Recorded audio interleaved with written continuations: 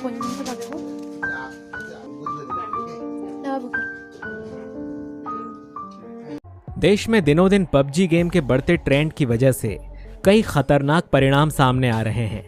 मसलन मुंबई के कुर्ला इलाके में एक चौंका देने वाला मामला सामने आया है, जहां एक युवक ने पबजी गेम के कारण अपनी जीवन लीला ही समाप्त कर दी।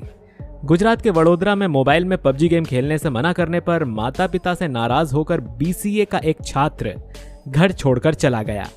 दिल्ली के वसंतपुर क्षेत्र में कुछ महीनों पहले ही पबजी गेम खेलने से मना करने पर एक बेटे ने अपने माँ बाप की हत्या कर दी थी। यही नहीं, बल्कि 12-12 घंटे तक गेम खेलने की वजह से कई बार छात्रों को कॉलेज से भी निकाला जाता रहा है। लेकिन अब पबजी के बाद बीजीएमआई गेम को बैन कर दिया गया है। ऐसे में सवाल ये है कि किन कारणों से इसे बैन करना पड़ गया। चलिए जानते हैं हमारे इस वीडियो में। बीजीएमआई या battle grounds mobile India Google play store और एप्पल ऐप स्टोर से रिमूव हो गया है। गैरेना फ्री फायर की तरह ही क्रैफ्टोन का ये गेम पहले गूगल प्ले स्टोर से गायब हुआ और फिर एप्पल ऐप स्टोर से भी। रिपोर्ट्स की माने तो गूगल ने इस गेम को सरकार के आदेश के बाद रिमूव किया है। गेम को स्टोर से हटाने से पहले गूगल ने इसके पब्लिशर क्रैफ्टोन को भी जानकारी दी थी। सवाल आता है कि बीजीएमआई को क्यों बैन किया गया है? क्या है इसकी असली कहानी? मार्च महीने में मिनिस्ट्री ऑफ इलेक्ट्रॉनिक्स और इंफॉर्मेशन टेक्नोलॉजी से प्रतिनिधि एन समाया बालन ने एक पीएलआई के जवाब में कोर्ट को जानकारी दी थी कि बीजीएमआई और पबजी मोबाइल अलग अलग गेम हैं। जब मंत्रालय इसे पबजी से अलग मानता है तो फिर गेम को ब्लॉक क्यों किया गया है? भारत सरकार ने दक्षिण कोरियाई गेम डेवलपमेंट फर्म क्रैफ्टोन के एक लोकप्रिय battle royal game battle grounds mobile India इसके एक्सेस को ब्लॉक कर दिया है, क्योंकि सरकार डेवलपर द्वारा चीन में डेटा शेयरिंग और माइनिंग को लेकर चिंतित थी। इस बात की जानकारी भारत सरकार के एक सूत्र ने समाचार एजेंसी र्यूटर्स को दी। यह हब ब्लॉक देश में पबजी मोबाइल पर बैन लगाने के लगभग 2 साल बाद हुआ। भारत की आईटी एक्ट की धारा 69A सरकार को राष्ट्रीय सुरक्षा के हित में और कई अन्य कारणों के चलते कंटेंट तक पब्लिक एक्सेस को ब्लॉक करने की अनुमति देती है। धारा के तहत जारी देश आमतौर पर गोपनीय होते हैं। नई दिल्ली और दक्षिण कोरियाई कंपनी क्रैफ्टोन के एक game battle grounds mobile India को ब्लॉक करने के लिए भारत के आईटी कानून का इस्तेमाल किया गया, जो कि चीन के टेंसेंट द्वारा समर्थित है। इसके लिए सरकार ने एक प्रावधान का सहारा लिया है, जिससे राष्ट्रीय सुरक्षा चिंताओं के चलते कई अन्य चीनी ऐप्स पर प्रतिबंध लगाने के लिए 2020 से लागू किया गया था। इसकी जानकारी इस सरकारी अधिकारी और इस घटना से सीधा संबंध रखने वाले एक अन्य स्रोत ने र्यूटर्स को बताया। आईटी अधिनियम की धारा 69A सरकार को राष्ट्रीय सुरक्षा के हित में और कुछ अन्य कारणों से कंटेंट तक पब्लिक पहुंच को रोकने की अनुमति देती है। भारत सरकार ने सार्वजनिक रूप से अवरुद्ध करने की घोषणा नहीं की है, लेकिन भारत में गुरुवार शाम तक ऐप को गूगल प्ले स्टोर और एप्पल ऐप स्टोर से हटा दिया गया था।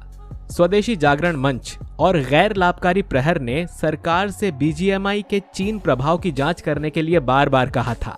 प्रहर अध्यक्ष अभय मिश्रा ने राइटर को बताया, एसजेएम राष्ट्रीय स्वयंसेवक संघ की आर्थिक शाखा है। इस बैन को ट्विटर और यूट्यूब पर भारत के लोकप्रिय गेमर्स से कड़ी ऑनलाइन प्रतिक्रियाएं मिली। बीजीएमआई की लॉन्चिंग को हमेशा पबजी मोबाइल की वापसी से जोड़कर देखा गया। शुरू से ही इसके कनेक्शन पबजी मोबाइल से जोड़े जाते रहे हैं और ये भी इसके बैन होने की वजह हो सकती है। गेम पर रीब्रांडेड होने का आरोप लगता रहा है। रिपोर्ट्स की माने तो गेम को डिजिटल सिक्योरिटी को ध्यान में रखते हुए बैन किया जा सकता है।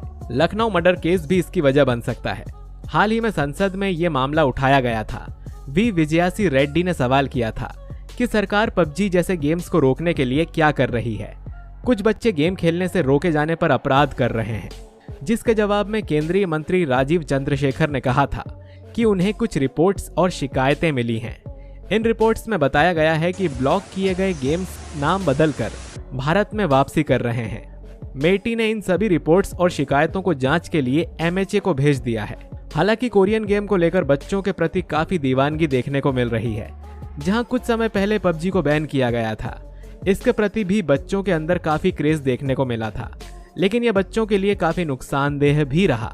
दुनिया भर में 400 मिलियन बच्चे व युवा इस गेम को हर दिन खेल रहे हैं, जबकि भारत में इनकी संख्या करीब 5 करोड़ अनुमानित है। इस गेम की लत ड्रग्स की लत से भी ज्यादा चिंता करने वाली है। विश्व स्वास्थ्य संगठन ने अपने नए अध्याय में मोबाइल गेम की लत को भी मनोरोग की श्रेणी में रखा है। दरअसल इस ऑनलाइन गेम ने एम्स में बाल मरीजों की संख्या बढ़ा दी है। इनमें पबजी के हर सप्ताह 4 से 5 नए मरीज पहुंच रहे हैं। गेम की लत में डूबे मरीजों की उम्र 8 से 22 साल तक के बीच की है।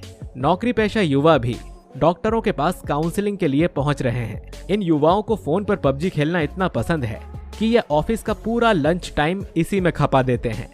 पबजी गेम की बढ़ती नकारात्मकता को देखते हुए गुजरात में इस पर रोक लगा दी गई। इसकी ही तर्ज पर जम्मू कश्मीर, महाराष्ट्र और दिल्ली जैसे राज्यों में भी इस पर रोक लगाने की मांग उठ रही है। चीन जैसे देश में इस गेम पर पहले से ही रोक है कि हमारे बच्चों को मोबाइल में कबड्डी और खो खो खेलकर या पबजी गेम का सहारा लेकर अपना माइंड फ्री करना पड़ रहा है, जिससे इनकी आंखों की रोशनी कमजोर पड़ने के साथ ही मस्तिष्क में हिंसक प्रवृत्ति घर कर रही है। सच तो यह है कि अभिभावकों की व्यस्तता ऐसी है कि जब भी कभी बच्चे उनसे बाहर जाकर घुमाने या खिलाने की बात करते हैं तो वो सीधा उनके हाथों में अपना स्मार्टफोन थमा देते हैं। वहीं संयुक्त परिवार के बिखराव के कारण बच्चों व बुजुर्गों के साथ समय बिताने वालों का नितांत अभाव हो गया है।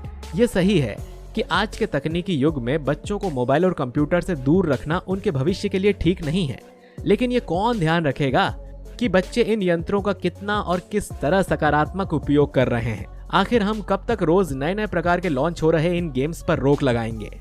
समस्या का असल समाधान तो बच्चों में मैदानी खेलों के प्रति आकर्षण पैदा करने और देश में खेल संस्कृति विकसित करने से ही होगा, और ये तभी संभव है जब अभिभावक और सरकार दोनों इस समस्या पर गंभीरता से सोचना शुरू करें। तो दोस्तों, आप क्या कहना चाहेंगे पबजी के बाद अब इस कोरियन गेम के बैन किए जाने के बारे में? अपनी राय हमारे साथ कमेंट बॉक्स में जरूर शेयर करिएगा। मिलते हैं आपसे अगले वीडियो में। शुक्रिया।